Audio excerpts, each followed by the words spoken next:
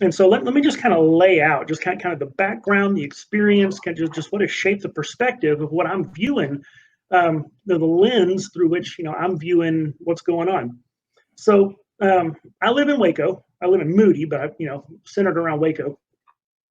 People may not know that 100 years ago, a little over in 1916, Waco was the place of the final, I believe it was, legal lynching in Texas.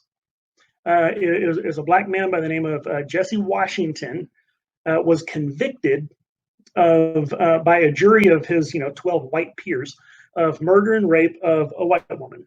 I have no idea if he actually did it or not, but he was found guilty.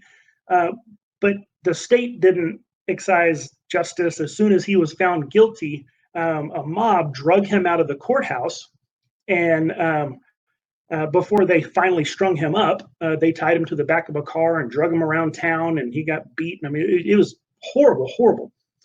What compounds the issue and kind of sets up for, why I see things how I see them is that it was a festive occasion.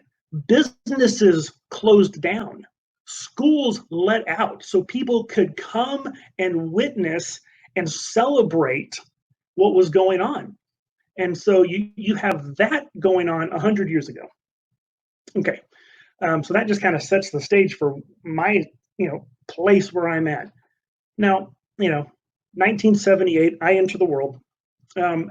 As I grew up, there was obvious racism. Racist comments were happening. Family, friends, people around me. As a young kid, I'm being told things like, the reason you have to wash your vegetables before you eat them is because wetbacks have been handling them. I'm hearing stuff like that. I'm hearing things like, I had a family member, hand me a Brazil nut and say, hey, you know what that's called? I said, no, because what did I know? I'm a little kid. And, he said, well, it's a black person toe, only he didn't use the word black person. Wow. And I mean, just those kind of comments and things, I'm surrounded by. Okay. So as it continues on, my dad worked construction, and construction, you moved wherever the work is. So I've lived a few different places in California. I've lived a few different places in Texas. As I've grown up and gone through life, no matter where I was at, the general trend of what I have seen is I had friends of multiple races, and no one seemed to care. I had teachers of multiple races, and it was no big deal.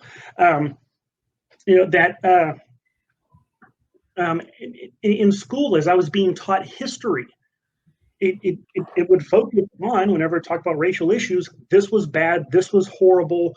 We're taught the founding fathers believed in equality of all people, most of them anyway, and liberty for all people. The Declaration of Independence actually included, the first draft included something that slavery was evil, and that one of the reasons we needed to declare independence was because England had foisted this practice on us, right? And so what I see through history is this progression of, okay, we weren't living up to the principles, but then we kind of started getting better. You kind of started, okay, let's confine slavery to the South. Okay, let's not let new territories become slave territories. Okay, well, let's, eventually, you don't have to return slaves that escaped to the North. Okay, well, now we have the Civil War and the Emancipation Proclamation and the amendments that allow voting and all this kind of stuff. And then eventually you get to desegregation, and then eventually you get to the Civil Rights Acts. And and then so over the decades, what I see going on as I'm being taught this stuff in school is the principles we were founded on, imperfectly applied, have been getting better and better and better and better. And I see that reflected in the society around me, that I have Black friends and Hispanic friends and Asian friends and teachers of all different kind of races. Well, in California, one of my closest friends, one of that, your in group, right, was a Black kid. And his family was the family that had the big house up on the hill with all the latest video games and the, good computer and the big screen TV and the swimming pool. Okay. Right. I had an Asian friend. We called him Superman because everything he tried, he excelled at. Right? He was like 5 foot tall. He dominated basketball. Right? First time he ever tried to play hacky sack, within 2 minutes, he's better than everybody else. Right? And, and so nobody cared. Right? It wasn't a thing. It was just, that's him. Moved back to Waco in high school. Same thing going on.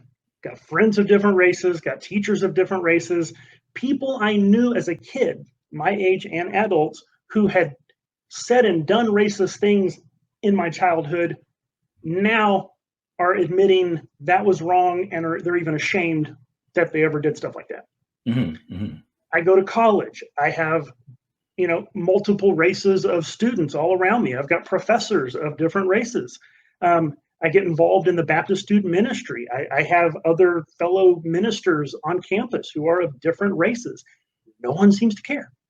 I go in, adult, get into the workforce. I have bosses who are of different races. I have coworkers who are of different races. Levels of success and failure, some good, some bad. Race didn't really seem to matter. My current position I'm in the real estate business, or not, I'm not a realtor. I'm in the real estate industry associated with it. I'm a delivery driver for a company. And so as I'm running around town, I see a pretty big cross section of society. And I see Black people who are, realtors, who are lenders, who are buying homes, who are selling homes, who own businesses, on all levels and categories of society going on. No tension, no animosity. It's just people doing life. Mm. Now I stop and I'm like, okay, this is what I see around me in the place that 100 years ago, a Black man was drug around town and beaten and everybody celebrated.